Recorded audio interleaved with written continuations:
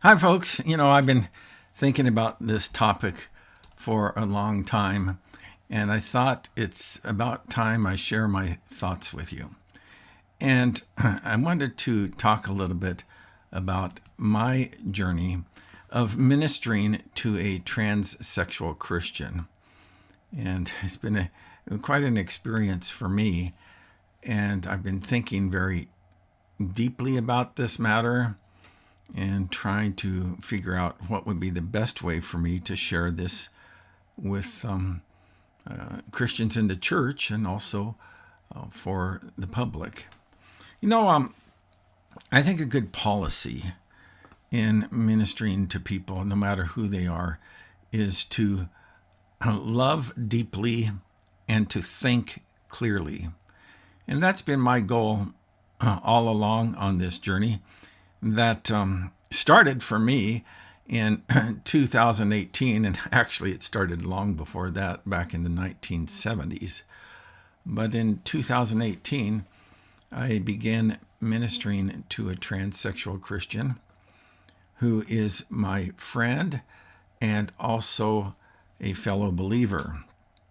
Let me tell you a little bit of how I got started on this journey. But first, let me talk about permissions and appropriateness. Is that, as a pastor, there's a lot of experiences that you have along the way that you just cannot talk about. I take very seriously the sacredness of of confidentiality in my ministering. And so there's things that I've experienced in ministry and work that I've done and that I just haven't shared with anybody, not even my wife. But in my ministry to my friend who is a transsexual Christian, that he has wanted his story to be told for a long time now. And like I said, we started working together since, I started ministering to him through counseling, pastoral counseling, and life coaching in 2018. And for a long, long time, he's wanted his story to be told, and we've struggled with the appropriate way to tell that story. But I do want you to know that he has given me written permission to share his story, and he trusts my my approach to telling that story from my experience. Now, I can't speak for him, but I can speak for me. I can share with you my lived experience of ministering to a transsexual Christian. But he's the one who wanted his story to be told. And I've been, for a long, long time, trying to figure out the best way to do that. Now, our story together doesn't start in 2018. It actually starts in about 1976 in my first ministry in the San Francisco Bay Area. Now, Chris, that's not his real name, but that's the name that I've chosen to describe him by. And I'll tell you why we have chosen not to use his legal name. But Chris attended my church back then, where I was ministering, and his girlfriend was raised in that church. And so eventually he became a Christian and was baptized into Christ. As their relationship blossomed, that they decided to get married, and I officiated their wedding. I can't remember the exact date, but it's been a long time ago. Now, not too long after that, he and his wife began attending another congregation. And eventually we lost contact.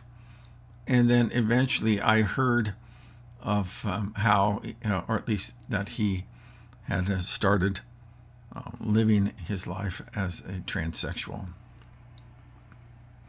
And I'll share with you that journey. I just wanted to give you a little bit of background of how we got acquainted. Now, I've been a person who's had questions my whole life, trying to sort through those in a cogent way. And one of the things that has really challenged me in thinking about this issue is that how can we think clearly about this matter, whether or not we believe the Bible? Because there are some people that are going to essentially turn to the scriptures and say, well, here's the reason why I believe what I believe about this matter. But there's a lot of people in our culture who don't believe the Bible. And so is this just a religious issue, or is it one that speaks to the general population at large? Now, that's been one of the puzzle pieces that I've kind of worked on for a long time, is that how can we talk about this in a way that is clear and cogent to those who don't believe the Bible.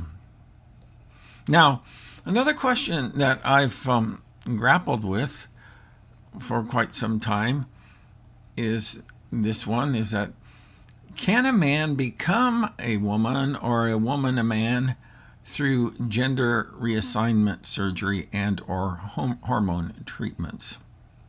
Now, I think our culture gives us the impression that of what the answer to that question is. But I wanted to sort that through for myself. And so I wanted to share with you kind of like where I've landed on this understanding. And then you can weigh for yourself whether or not you think that I'm correct.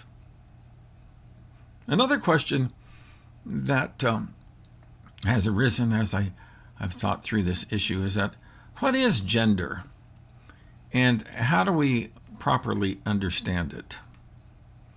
Because you hear a lot about that. You hear a lot about gender dysphoria. You hear a lot about gender reassignment surgery. You hear a lot about gender affirming care. And, you know, I've wanted to clearly understand this concept of gender. And I think I've worked through that a little bit more. I think I've worked through that a little bit more carefully so that I can communicate that with you along the way. Another good question to raise and ask and seek an answer to is that, is gender dysphoria a mental illness? Now, I know that some folks already have their mind made up on that, and others think a different way. But I want to talk about that as we go along. And there's a whole host of other issues that I hope to explore as we walk through this topic. Because these are the types of questions that I've been wrestling with and trying to sort through myself. You know, what about the various social issues that relate to this issue, including the question of men participating in women's spaces, the question of gender-affirming care for minors, and even the question of gender-affirming care for minors without parental consent, and the question of what are just political policies. Now, one question that I've grappled with as a pastor, and I'm coming up on my 50th year in pastoral ministries, is that how might we best minister to trans persons and those with gender dysphoria? What would Christ expect of us? That's really been one of my guiding principles throughout my whole ministry to my transsexual Christian friend. And then, of course, we have questions like, what about pronouns and so on and so forth? And I'll share with you some of my thoughts about that maybe in the next episode or two. But I did want to at least share with you some of the questions. I'm telling you, there's a whole lot of questions that I've had as I've sorted through this for myself. Now, I don't presume to have the last word on this topic. But I also know this, is that not every point of view is equally valid. And so all I'm doing is offering you my understanding to spark your thinking and perhaps help you to sort through some things, and or maybe to challenge you in some ways that you haven't been challenged before. Now, you know, I'm in this season of life right now where that things are coming at me left and right, and I just try to keep pedaling as fast as I can. And so I am, when it comes to the whole frequency of how often will I release a new video on this topic, I would like to say that I would have a very well thought out schedule, but I just know kind of how the chaos of my life runs. And so here's the way that I am approaching this. As soon as I am able, I will get the next installment available. And it's my goal to see this through to at least some sort of meaningful conclusion, and to at least share with you my journey along the way. And it's also my goal to archive these talks. That way you can revisit them and share them with others if you want, because initially I'll push those out to social media, and then but I don't want them just to kind of evaporate and go away from there. Also, when it comes to the matter of social media, is that I won't be responding to any questions on my social media channels. And any mean-spirited comments, whether it comes from Christians or non-Christians, is that any mean-spirited comments or inappropriate comments will be deleted. And how will we determine that? Well, I'll just decide myself. I'm an autocrat in that respect. And so I may eventually create an online space or online opportunities where we can ask and discuss some of these questions, but it will be off of these social media platforms.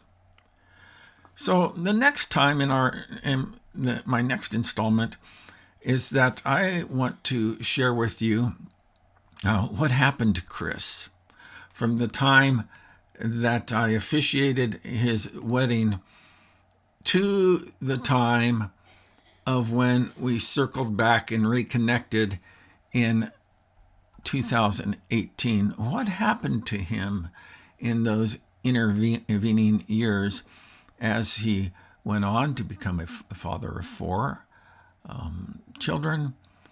His marriage dissolved, and also he sought gender reassignment surgery and to live the transsexual lifestyle, and how that he